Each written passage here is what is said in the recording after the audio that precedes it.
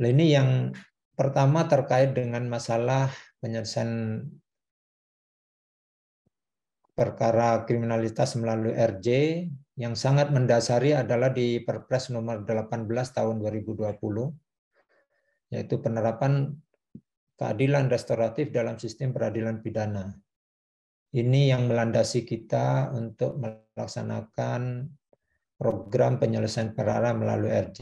Kemudian yang kedua, program prioritas Kapolri, yaitu menyelesaikan perkara RJ dengan perkara kriminalitas melalui RJ.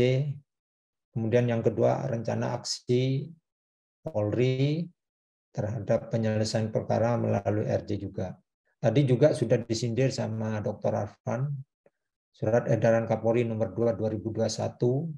Di situ memang banyak menekankan penyelesaian perkara melalui RJ, ada beberapa poin, sehingga di dalam surat edaran itu menekankan adanya prinsip ultimum remedium, yaitu pemidanaan merupakan langkah yang paling terakhir. Artinya mengedepankan penyelesaian melalui RJ. Ini beberapa pendapat yang tadi sudah disampaikan juga oleh Dr. Arfan, yaitu pendapat Pak Mahfud MD, pendapat Pak Profesor Adi, dan Profesor Dr. Indiadi. Ini semua berkaitan dengan masalah penyelesaian RJ atau tentang masalah RJ, restoratif justice, yang tujuannya semua adalah untuk mengembalikan kepada keadaan semula. Lanjut, berdasarkan program atau kebijakan Kapolri tadi, di dalam pasal yang sangat menguatkan pasal 16 dan 18 Undang-Undang Nomor 2 tahun 2002 tentang Kepolisian Negara RI. Khususnya di pasal 16 dan pasal 18. Pasal 16 itu adalah melakukan tindakan lain menurut hukum yang bertanggung jawab. Di situ di ayat 2-nya sudah diatur dengan lengkap, yaitu tidak bertentangan dengan aturan hukum, selaras dengan kewajiban, dan mengharuskan tindakan yang dilakukan harus patut dan masuk akal. Kemudian yang D, pertimbangan yang layak dalam keadaan yang sangat memaksa. Kemudian yang terakhir, menghormati hak asasi manusia. Itu di pasal 16-nya. Kemudian di pasal 18, ini tentang diskresi tentunya, yaitu setiap pejabat kepolisian dapat melakukan untuk kepentingan umum, dapat melakukan tugas sesuai kewenangannya. Ini tujuannya adalah untuk kepentingan umum. Ini yang melandasi bahwa kita melaksanakan program penyelesaian penanganan kriminalitas melalui restoratif justice.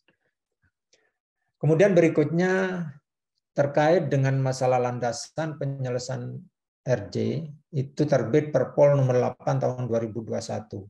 Sebetulnya sebelum terbit Perpol ini, dulu pada saat kita ingat di zaman Pak Kapolri, Pak Sutarman, itu juga Polri sudah mendengungkan, Polri sudah melaksanakan penyelesaian perkara ini dengan sistem perdamaian kedua belah pihak yang mungkin saudara-saudara dengar dengan ada istilah ADR. Namun pada saat itu belum dituangkan di dalam perkap tertentu. Pada saat itu muncul di salah satu ayat di Perkap 14 2011. Cuman pada saat itu belum disosialkan secara menyeluruh seperti Perpol 8 tahun 2021. Penerapannya pun tidak sesuai dengan tidak seluas Perpol 8 2021. Tapi pada saat itu sudah Polri atau penyidik sudah melaksanakan penyelesaian dengan sistem keadilan restoratif itu sejak munculnya itu. Kemudian dengan adanya Perkap 6 2019 itu pun ada pasal yang bisa menyelesaikan di pasal 12 kalau nggak salah itu juga mengatur tentang penyelesaian perkara yang bisa diselesaikan melalui keadilan restoratif. Namun di Perpol 8 2021 ini diperjelas lagi sampai format-format tata cara pembuatan laporannya. Sehingga untuk penyelesaian perkara melalui keadilan restoratif ini bukan muncul pada tahun 2021 ini saja, namun sebelumnya itu sudah penyidik melaksanakan. Memang banyak hambatan, terutama di persyaratan material maupun formil yang harus dilaksanakan atau dipenuhi oleh penyidik. Namun sebelum kita menginjak kepada syarat formil material, ada batasan-batasan tertentu yang tidak mungkin penyidik akan menyelesaikan perkara melalui RJ ini, karena di dalam Perpol ini sudah diatur tentang batasan perkara yang tidak bisa dilaksanakan melalui RJ, yaitu terkait masalah perkara. Yang pertama adalah, saya langsung aja ke persyaratan yang harus, nah ini, langsung aja ke pasal 5. Ada beberapa perkara yang tidak bisa diselesaikan melalui RJ. Yang pertama adalah perkara yang dapat menimbulkan keresahan masyarakat atau penolakan masyarakat. Seperti contoh ada penyelesaian, mohon maaf, ada preman-preman yang sering melakukan tindakan kekerasan di suatu kampung, masyarakat menolak untuk diselesaikan misalkan. Tentunya itu menjadi hambatan untuk menyelesaikan secara RJ. Yang kedua adalah perkara yang bisa menimbulkan konflik sosial. Itu juga menjadi hambatan untuk diselesaikan secara RJ. Kemudian tidak berpotensi memecah belah bangsa, tidak bersifat radikalisme dan separatisme. Kemudian yang bukan pelaku pengulangan tindak pidana, jadi residivis. Ini jadi pertimbangan yang kemungkinan besar tidak bisa dilakukan RJ. Kemudian bukan tindak pidana teroris, tindak pidana terhadap keamanan negara, tindak pidana korupsi, dan tindak pidana terhadap nyawa orang lain. Ini yang F. Nah, khusus penyelesaian RJ sesuai pasal 5 ini,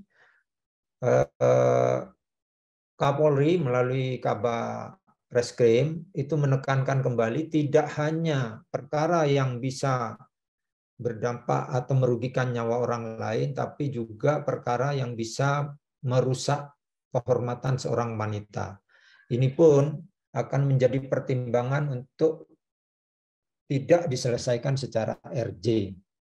Ini menjadi kebijakan terakhir kemarin untuk tidak diselesaikan secara RJ. Ada tambahan, yaitu penyelesaian perkara untuk tidak diselesaikan secara RJ terhadap perkara yang mengganggu kehormatan wanita. Kemudian berikutnya, persyaratan formil ini yang akan kita bahas terkait dengan masalah yang kita hadapin setiap penyelesaian perkara. Yang pertama adalah perdamaian dari kedua belah pihak. Nah, ini banyak perkara-perkara itu kita selesaikan bukan hanya berdasarkan dari perdamaian kedua belah pihak, tapi memang ada kesadaran dari pihak korban untuk tidak menuntut atau mencabut terhadap perkara yang dia laporkan. Nah, semacam ini tentunya dari pihak kami selaku penyidik ini menyelesaikan perkara ini tidak dilaksanakan secara RJ. Kenapa? Betul secara formil dia sudah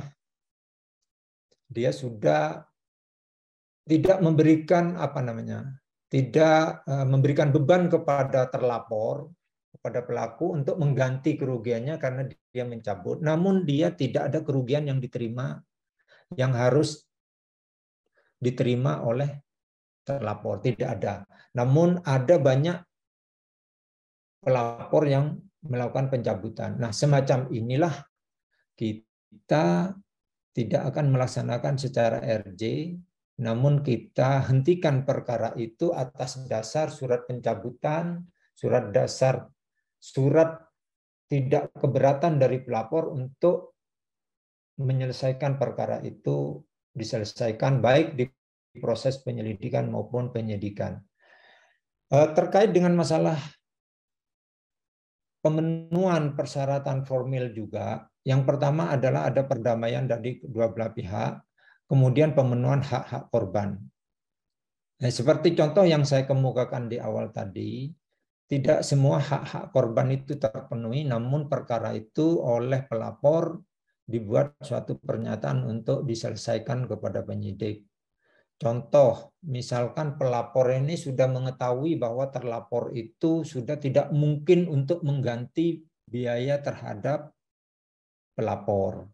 Misalkan terlapor dalam keadaan bangkrut atau terlapor ada yang istilahnya sakit menaun sehingga tidak bisa mengganti, akhirnya pelapor dengan sadarannya dia mencabut atau membuat pernyataan bahwa tidak akan menuntut dia kepada terlapor. Ini tidak bisa untuk dilaksanakan secara RJ. Kemudian terkait hambatan lagi terkait masalah persyaratan formil ini, kedatangan daripada para pihak. Karena di sini nanti di dalam aturan formil meskipun pihak pelapor ini sudah diganti secara total, kemudian dia membuat surat perdamaian yang dikirim lewat surat kepada penyidik, ini ada kalanya beberapa pihak itu mengalami hambatan untuk datang kepada penyidik. Apakah ini bisa diproses secara RJ?